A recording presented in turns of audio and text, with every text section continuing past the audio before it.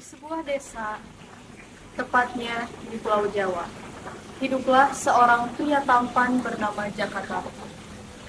Ia tinggal bersama ibundanya dan dikenal sebagai pemburu yang handal. Suatu hari, ia berburu ke hutan.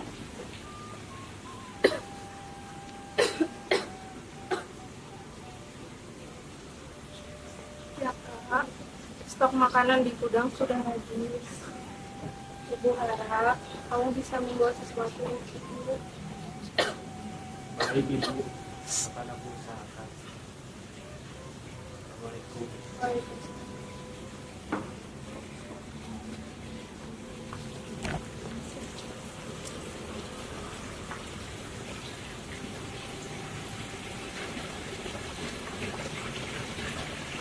Ketika Jaka Tarub memancing keluarga, ia tak sengaja mendengar suara tawa.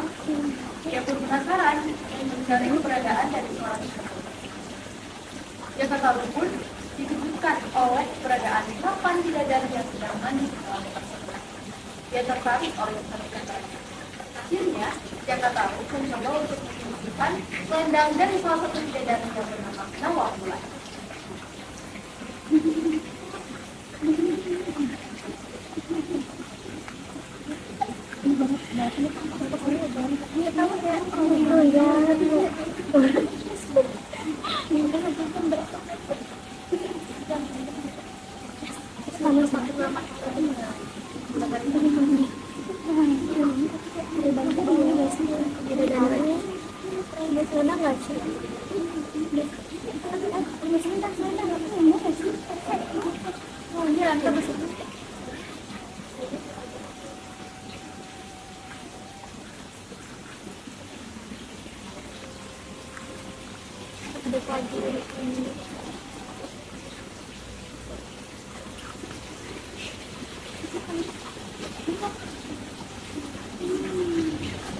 Aduh, selendangku.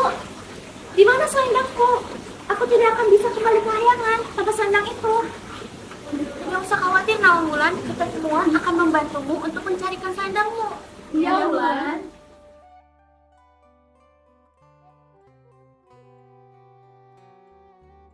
Aduh, matahari udah mulai terbenam. Tetapi selendang Nawangwulan masih belum ketemu. Bagaimana ini? Kita gak bisa gini aja. Kita harus kembali ke kayangan. Iya, itu benar. Kalau tidak, kita bisa dimarahi oleh ayah ibu. Nawangwulan bagaimana? Apakah kita pergi tanpamu? Tidak apa-apa. Pergilah tanpaku. Kalau tidak, kalian akan dimarahi oleh ayah dan ibu. Maaf, Nawangwulan. Hati-hati di sini. Kami tunggu kau di kahyangan. Sampai jumpa, Nawangwulan. Sampai jumpa.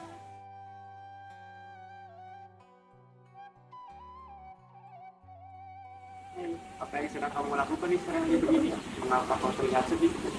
Aku sedang mencari selendangku. Apa kamu melihatnya di sana? Aku tidak melihatnya. Apakah kamu sangat memerlukan selendang itu? Ya, aku sangat membutuhkannya. Ya gitu. Hari sudah mulai gelap. Apakah kamu sangat yakin masih tetap ingin mencarinya? Tapi selendang itu sangat penting bagiku. Lebih baik kamu ikut denganku. Tidak baik perempuan sendirian di tengah hutan begini. Baiklah, aku akan terima. Asalkan kamu mau bantuku mencari selendang itu. Baiklah. Ayo, ikut denganku. Nawangwulan pun ikut pulang bersama Jaka Tarub karena selendang yang ia cari tidak kunjung ketemu. Mereka akhirnya menikah dan hidup bahagia, serta dikaruniai seorang anak.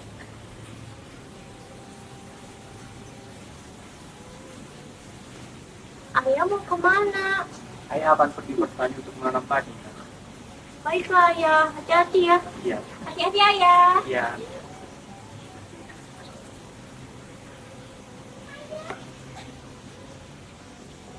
Jaka Tarub pun pergi ke sawah untuk bertani dan memanen padi bersama para petani yang lainnya. Namun, betapa terkejutnya mereka ketika melihat keadaan sawah yang begitu tandus.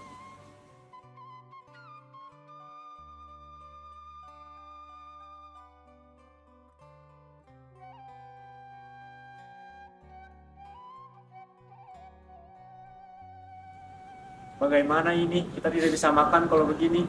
Stok benih kita juga sudah mulai habis dan kemarau sudah mulai tiba. Bagaimana kasih makan anak istri kalau begini? Kalau bagaimana lagi, kita hanya bisa mengambil sisa-sisa padi yang layak untuk kita makan.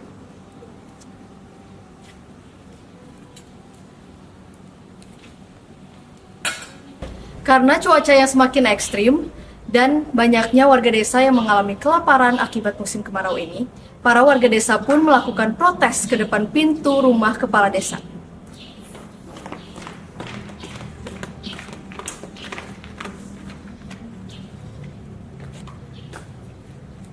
Bagaimana nih kepala desa? Stok beras kami tinggal sedikit. Betul, kepala desa. Kedepannya kamu makan apa? Kita semua gak ngapain akibat kemarau ini. Jika terus-terus begini kita mati kelaparan. Gimana sih kepala desa? Tenang semua, kita selesaikan masalah ini secara baik-baik. Lantas apa solusinya? Terus-terus begini. Bagaimana kalau kita bergotong royong mengambil air di telaga agar sawah subur dan juga padi kembali tumbuh? Ketika warga lainnya merasa kelaparan, lain halnya dengan keluarga Jakataru. Mereka tidak sama sekali merasa kekurangan, karena Nawang Wulan memiliki satu rahasia, yaitu memasak nasi hanya dengan 1 butir beras saja, karena kekuatan bidadarinya.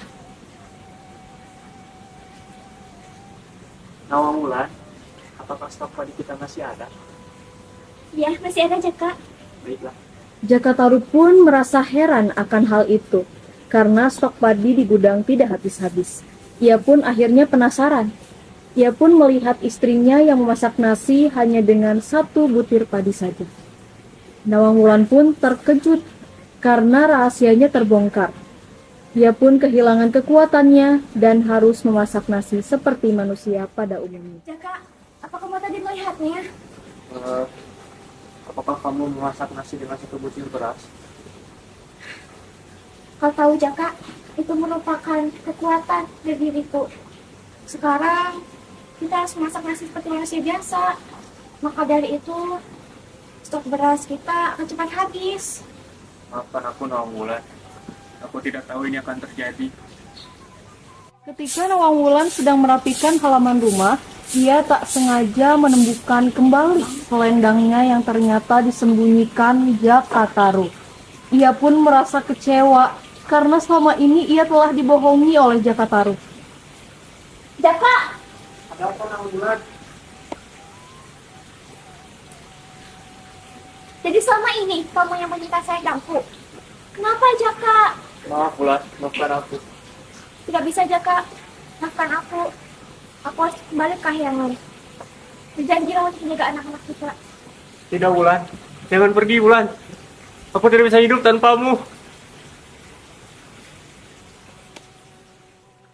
Akhirnya, Nawang Wulan pergi ke Kahyangan, meninggalkan suaminya, Jakataru, dan anaknya.